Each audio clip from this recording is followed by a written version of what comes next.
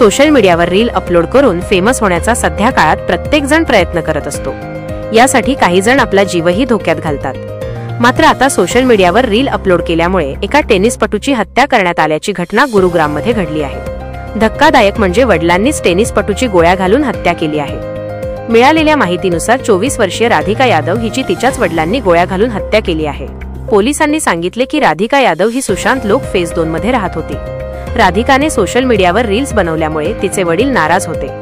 त्यामुळे त्यांनीच आपल्या मुलीवर 5 गोळ्या झाडल्या होत्या। त्यापैकी 3 गोळ्या राधिकाला लागल्या।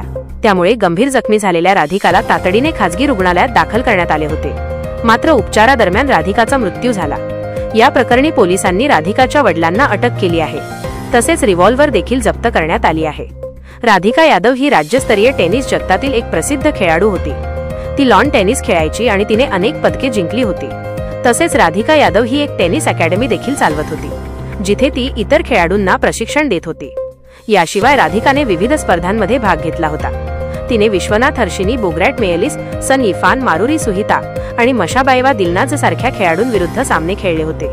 एका वेबसाईटनुसार राधिका यादवचा जन्म 23 मार्च 2000 रोजी झाला होता आणि ती ITF दुहेरी क्रमवारीत पहिल्या 200 खेळाडूंपैकी होती। दुहेरी टेनिस खेळाडू म्हणून तिची आंतरराष्ट्रीय टेनिस फेडरेशनची क्रमवारी 113 होती।